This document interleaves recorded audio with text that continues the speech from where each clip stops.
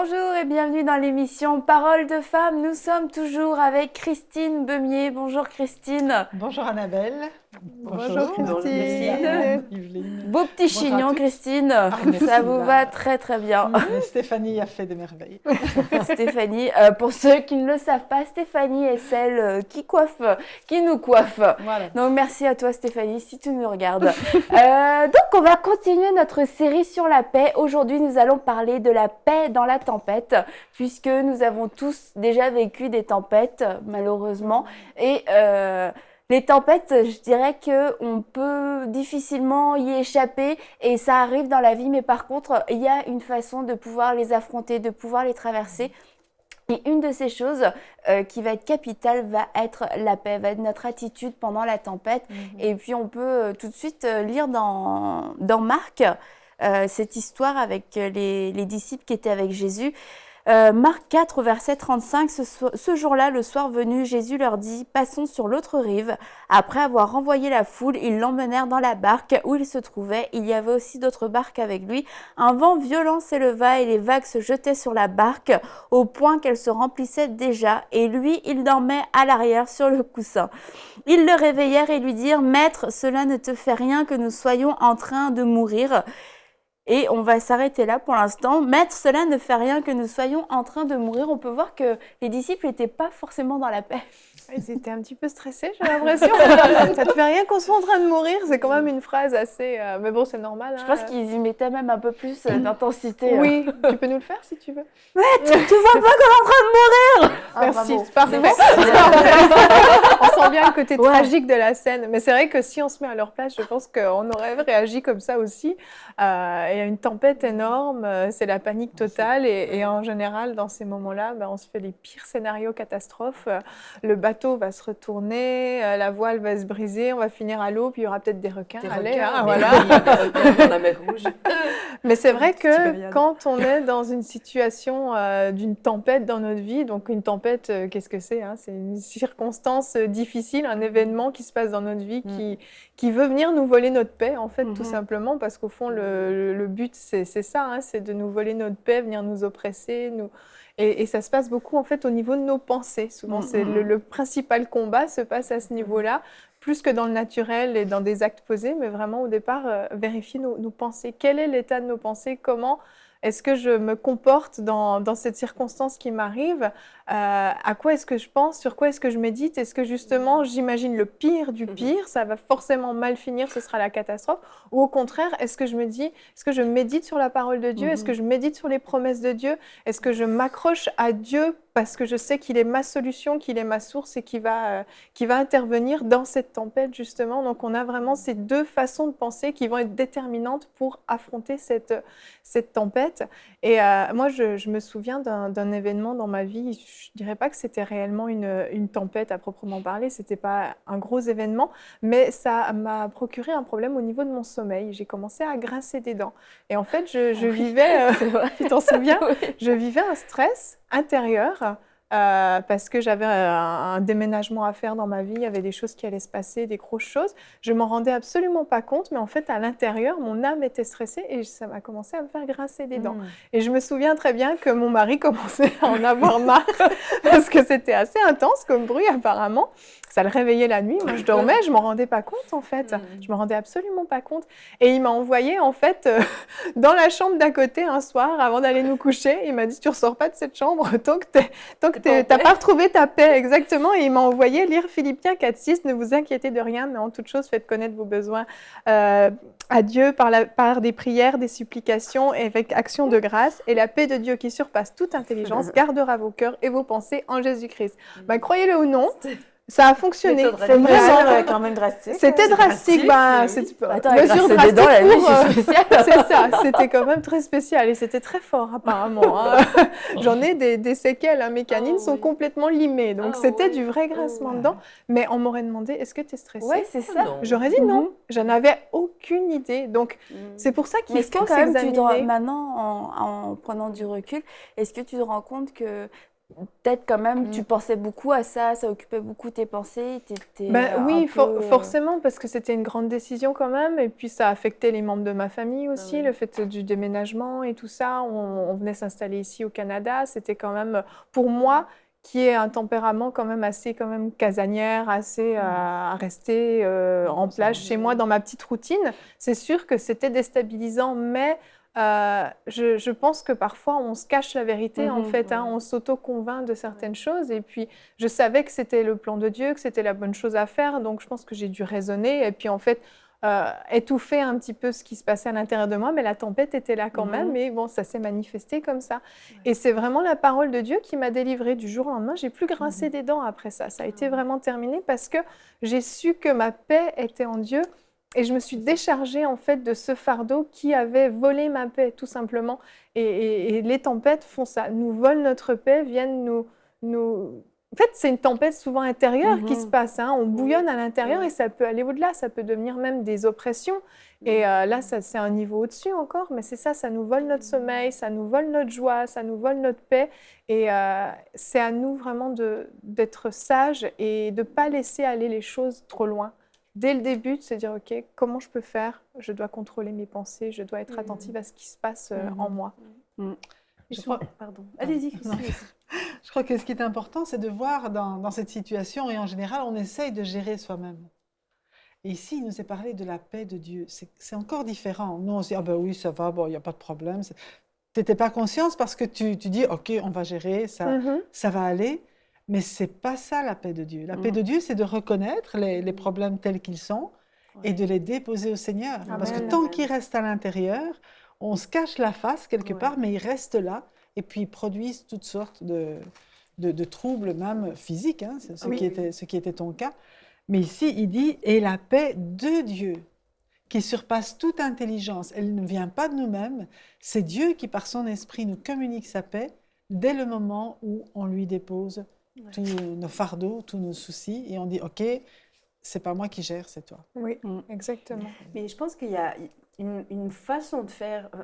Quand on est chrétienne, on sait l'attitude intellectuellement, on le sait, l'attitude qu'on doit avoir face à une tempête. Hein. On le sait, on l'a entendu prêcher, on nous encourage à fais confiance au Seigneur, tout ira bien, fais confiance au Seigneur, tout ira bien. Donc on le sait, en théorie, on le sait. Oui. Mais on se projette dans l'avenir en disant, oui, je le sais, Dieu va agir. Mais on se détache du présent. Mais là, maintenant, à la seconde présente, ça va bien. C'est maintenant que ça va bien. Parce que c'est maintenant que Dieu a tout entre ses mains. C'est vrai. Et souvent, la source de notre inquiétude, c'est qu'on se projette dans l'avenir en disant, oui, mais le Seigneur va s'en occuper. Non, le Seigneur, il est en train de s'en occuper à la seconde même où tu me parles. Et ça enlève toutes nos inquiétudes parce que, j'allais dire, c'est quasiment plus facile. C'est plus facile de mettre notre foi en Dieu pour le plus tard que pour le maintenant. Mais c'est beaucoup plus efficace pour notre inquiétude de mettre notre foi en Dieu pour le maintenant que pour le plus tard. Donc c'est maintenant, à la seconde même où je parle, Dieu est en train d'agir pour mon problème. Et même quand on est amené à conseiller quelqu'un ou à l'encourager, c'est pas « ne t'inquiète pas, le Seigneur va faire quelque chose ». J'avais une sœur, elle me disait toujours « t'en fais pas, le Seigneur va entreprendre ». Puis moi je me dis « non, le Seigneur est déjà en train de faire quelque chose ». Là, maintenant, en ce moment, le problème, il est dans ses mains. Et si tu lui fais confiance, si tu as tout déposé, c'est là maintenant. Et ça nous empêche aussi d'échafauder des plans pour s'en sortir nous-mêmes. Et puis les scénarios. Oui, On exactement. se fait des scénarios, comme tu disais, les scénarios catastrophes. Mais si Dieu a cette seconde présente, s'il a le problème dans ses mains, j'ai pas de scénario à faire, c'est lui le scénario. Il s'en charge tout de suite. C'est ça. Il n'y a pas de scénario à élaborer. Donc ça déverrouille tout ce que l'inquiétude peut avoir verrouillé. Maintenant, à cette seconde même, et celle qui nous écoute, si vous avez un problème, à cette seconde même, le Seigneur l'a entre ses mains. Et il est déjà en train d'agir. Allez-y, Christine. Jésus disait dans Jean chapitre 14, verset 27, il dit « Je pars, mais je vous laisse la paix. » Et effectivement, c'est un présent.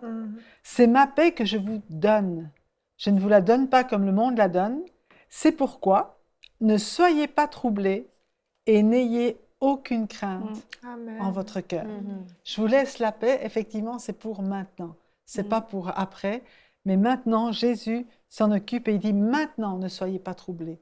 Maintenant, n'ayez aucune crainte. » Et je me suis laissé dire qu'il y avait au moins 366 fois « n'aie pas peur » dans la Bible. Ah oui.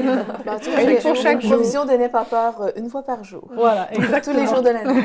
Il connaît, il sait comment nous sommes, hein. Il ne se fait pas d'illusions, là, mais à chaque jour, il nous dit « n'aie pas peur, ne crains pas, je m'en occupe ».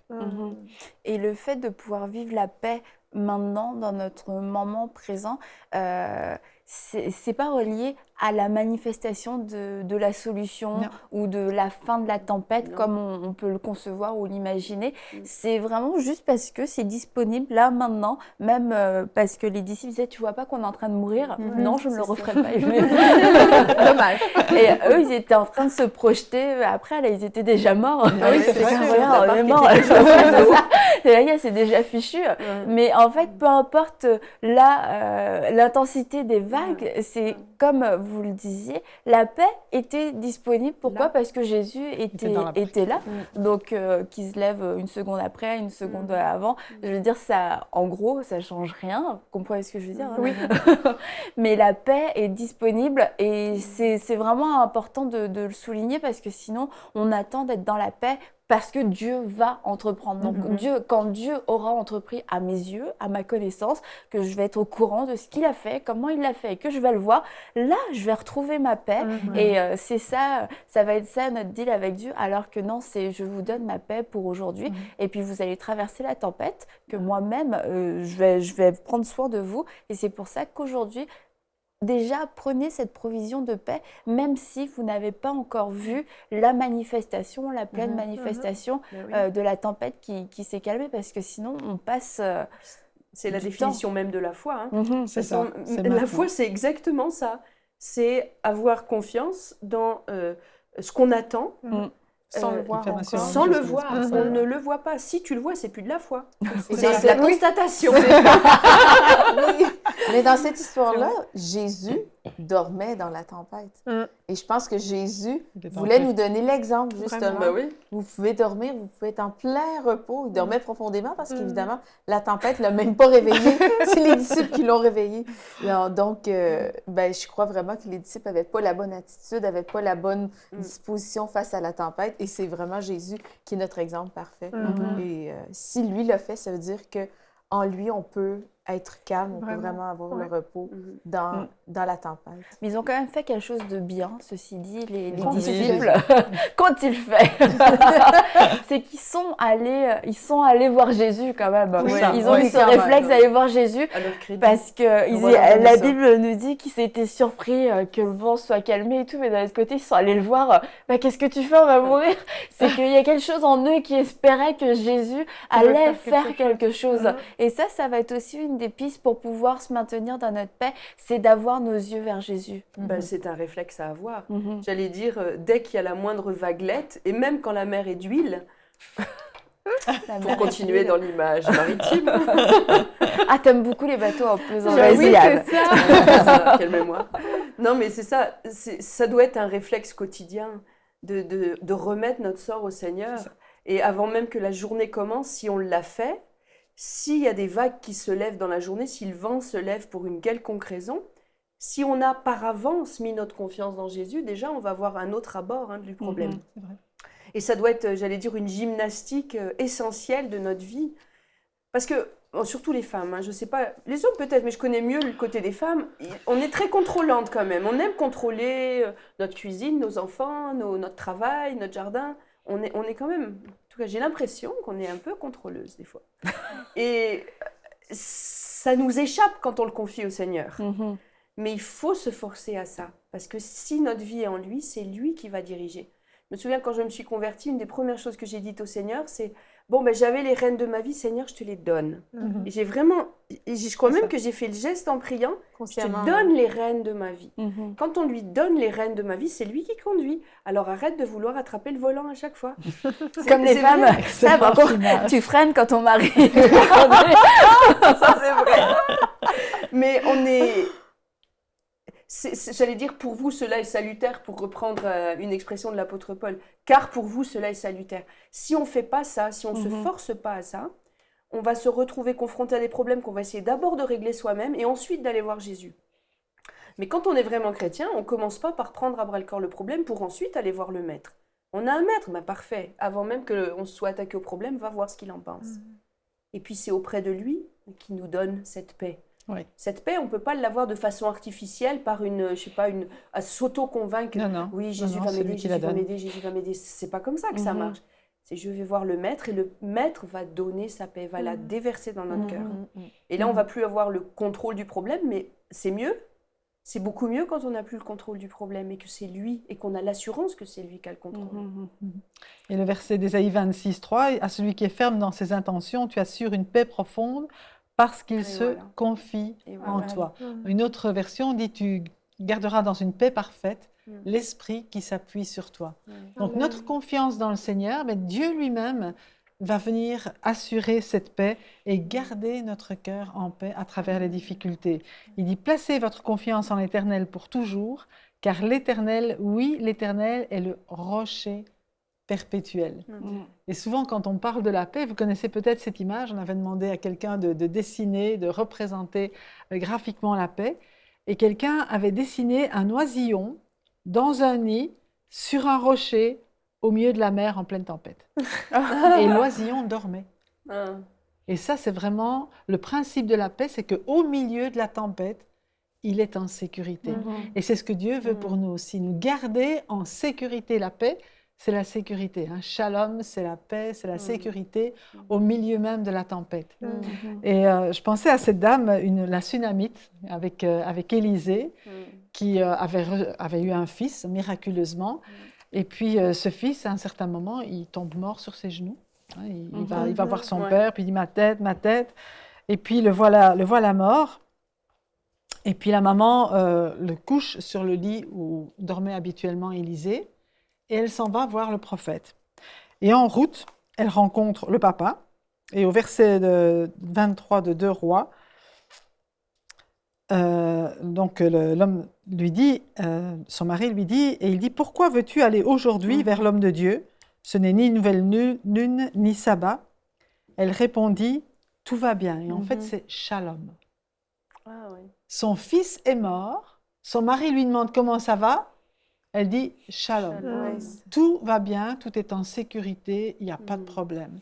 Elle va vers l'homme de Dieu, elle rencontre Géasi, le serviteur de l'homme de Dieu, qui lui dit comment ça va, qu'est-ce qui se passe? Même chose, shalom. Tu vas bien, ton fils va bien, ton mari va bien, shalom.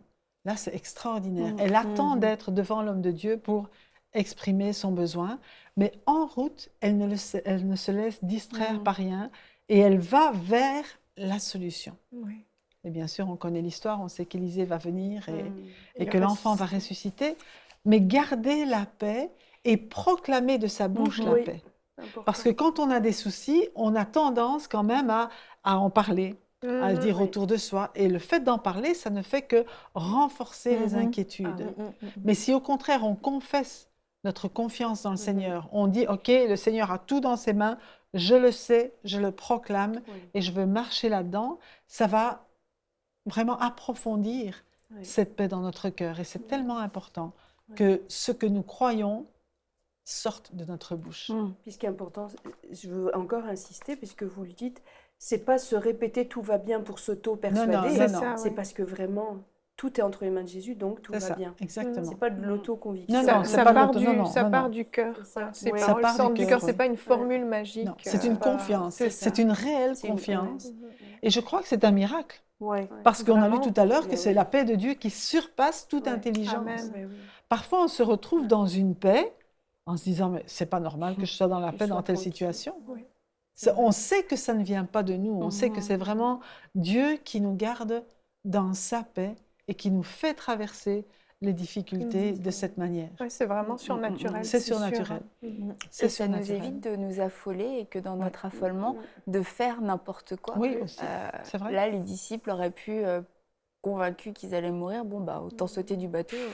Non, mais c'est vrai. Dans la tempête, on peut être tellement convaincu d'une issue catastrophique, d'une issue négative, qu'on on agit déjà dans cet échec, on prévoit l'échec, et puis on saute du bateau et on se noie. Et là, oui, on se dit, bah, je le savais. Mais parce que cette paix qui surpasse notre intelligence, on l'a pas expérimenté. On a juste expérimenté notre intelligence qui nous dit, il y a la tempête. Là, la barque commence à être inondée. On va mourir d'un point de vue humain. Sérieusement, on ne peut pas leur en vouloir. C'était la logique humaine, la logique naturelle des choses. C'est ça qui arrive normalement. Et le fait d'avoir la paix de Dieu vraiment nous fait agir par la foi et dans la foi et avec la sagesse de Dieu, de dire je reste dans le bateau, je vais traverser l'autre rive, peu importe ce que les circonstances me disent, parce que Jésus est là.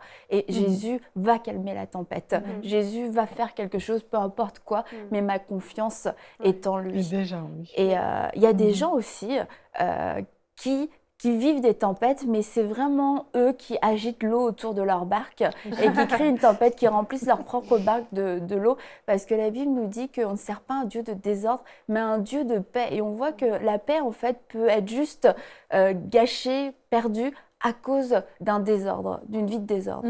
Mais souvent, c'est ça, les gens provoquent leur propre désordre parce qu'ils ont une vie juste complètement désordonnée, remplie d'agitation, de désorganisation. Et la paix de Dieu provoque l'ordre. Quand on est en paix en dedans, souvent, en fait, c'est que ça se reflète dans l'extérieur. Et souvent, c'est ça que je dis aux gens. Des fois, le désordre extérieur reflète vraiment un désordre intérieur. Et là, on voit les gens qui ont de la difficulté à garder leur maison en ordre, leur voiture en ordre.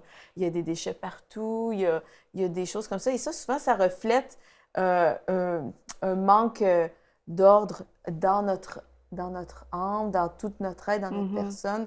Et vraiment, le Seigneur Jésus est là pour nous aider à remettre l'ordre. Et si c'est nous qui provoquons ces désordres-là, il faut demander de l'aide, juste demander de l'aide à Dieu. Comment est-ce que je ne suis pas habituée de mettre de l'ordre dans ma vie? Je ne sais pas comment faire. Seigneur, aide-moi. Parce que je sais, il y en a des gens, ils ont toute leur vie ont vécu dans des ordres, ils ont été élevés dans des maisons où les parents, c'était des familles dysfonctionnelles, où il y a eu du désordre dans tout, dans les relations, désordre dans leur mariage, ça crée du désordre dans toutes leurs relations au travail. Ça fait qu'ils ne savent pas c'est quoi l'ordre. Et Jésus est vraiment l'auteur de l'ordre. Dieu, c'est un Dieu d'ordre. Et cette paix-là, quand on reçoit la paix, quand vraiment notre âme est dans la paix, eh bien, en fait, je pense vraiment que ça nous donne envie de remettre l'ordre, mais dans toutes les choses naturelles. Quand on met de l'ordre dans notre cœur, eh bien, tout le reste aussi va suivre. Et en fait, c'est ça. J'avais une pensée, mais ça a fait pouf, ça va me revenir. Parce qu'on entend, comme tu disais, des personnes qui vivent beaucoup de choses difficiles, et puis on peut se dire, comment ça se fait? Et chercher comme... Mais pourquoi ça leur arrive? C'est des gens bien, des gens qui aiment le Seigneur, et pourtant on dirait que la terre entière s'acharne contre eux, que toutes les tempêtes du monde se regroupent vers eux, et puis quelquefois quand on observe certaines vies et certaines tempêtes, on voit que la source c'est notre propre désordre, le fait de notre propre agitation qui crée des vagues, qui crée la houle, et puis les personnes disent mais moi je comprends pas, je suis tout le temps dans la tempête, et c'est vraiment une tempête qui est créée par un désordre. Et comme tu dis, la meilleure solution, c'est demander de l'aide à Dieu quand on est conscient finalement. C'est pas une tempête de l'extérieur. Sérieusement, partout où je passe, il y a du désordre. Partout où je passe, il y a des tempêtes. Donc peut-être que je transporte cette tempête moi-même. Peut-être que je suis un agitateur. Voilà. Et demander à Dieu, aide-moi à remettre de l'ordre. Parce que plein de gens vivent, dès qu'on entend les gens des témoignages, des personnes qui sortent pas de chez eux pendant des mois et qui vivent dans le noir, leur appartement, leur maison, ça devient une déchetterie, ils sortent pas, ils se nourrissent très peu, ils se lavent plus et tout ça, c'est sale, ça crée du désordre, et puis ils sont là, moi je sais pas comment m'en sortir, c'est parce que vraiment à l'intérieur, il y avait quelque chose de désordonné, et oui, ça crée une tempête, et puis on peut se sentir submergé. Et là, Christine, oui, demander de l'aide à Dieu, mais comment ça va se passer? Quels sont les premiers pas à faire? on peut demander de l'aide à Dieu, mais on peut aussi demander l'aide à un serviteur de Dieu Mhm. et qui va aider la personne, qui va aider la personne, mais surtout de l'aide au Saint-Esprit, qui va venir trouver la racine. Parce que généralement, ce sont des signes de quelque chose qui ne va pas, mais peut-être qui date de très longtemps. Ouais. Et il faut vraiment demander au Saint-Esprit de venir mettre en évidence, pas soi-même, pas l'introspection, ça ne sert pas à grand-chose, mais le Saint-Esprit va venir mettre le doigt sur la cause initiale qui a provoqué tout ce désordre pour venir guérir vraiment à la base et remettre l'ordre du Seigneur dedans. Soi-même, c'est difficile, mais je crois qu'on a vraiment besoin dans chaque circonstance de notre vie. Jésus a dit, je vous laisse un consolateur, je vous laisse quelqu'un comme moi, vous n'êtes pas tout seul, on a besoin de l'aide du Saint-Esprit dans chaque circonstance. Mais là, en pratique, on a vu vraiment des personnes qui ont été complètement renouvelées, complètement transformées, simplement parce que le Saint-Esprit a mis le doigt sur un événement de leur vie qui avait tout fait basculer et qui avait fait grandir ce désordre dans leur cœur. Et ils ont été libérés. Et vraiment, Dieu a pu agir avec puissance. Ah, amen. Merci beaucoup, mesdames, pour ce partage sur la paix.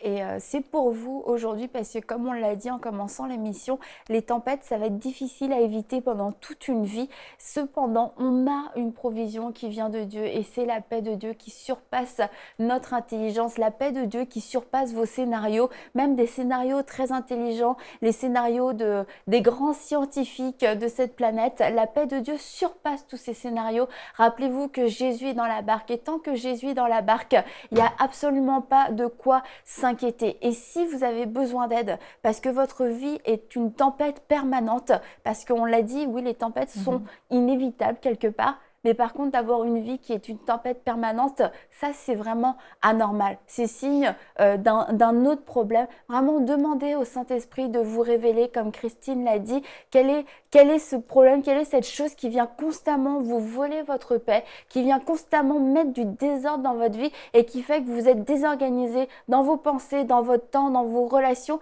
et vous vivez échec sur échec. Non, ce n'est pas normal. Et Jésus a une solution pour vous. Jésus, votre paix, a une solution. Donc ne laissez pas la vie continuer comme ça parce qu'il y a réellement mieux pour vous. Et ne dites pas comme les disciples, on va mourir. Non, vous n'allez pas mourir. Personne ne mourra. Vous vivrez. Nous déclarons la vie sur vous. Nous déclarons que le Saint-Esprit vous éclaire et que ce que Jésus a donné, cette paix qu'il a donnée est disponible pour vous et qu'aujourd'hui vous la recevez par la foi. Et oui, même au milieu, au creux, au sein de la tempête, parce qu'il a dit aussi qu'il allait nous diriger vers des eaux paisibles. Donc sachez que au-delà de cette tempête, vous êtes dirigé vers des eaux paisibles. Donc mettez toute votre confiance en Dieu qui a agi maintenant, qui a déjà entrepris, qui a déjà fait quelque chose, car tout est accompli. Et comme cette femme, tout va bien. Tout va bien, tout est en sécurité, tout est entier, tout est parfait, tout est complet, tout va bien aujourd'hui parce que Jésus est dans la barque. Et on vous dit à demain pour une prochaine émission de Paroles de Femmes. Envoyez-nous votre témoignage à paroledefemme@enseigne-moi.com. Cette émission est rendue possible grâce au précieux soutien des partenaires d'Enseigne-moi Canal International. Retrouvez tous nos programmes sur enseigne-moi.com.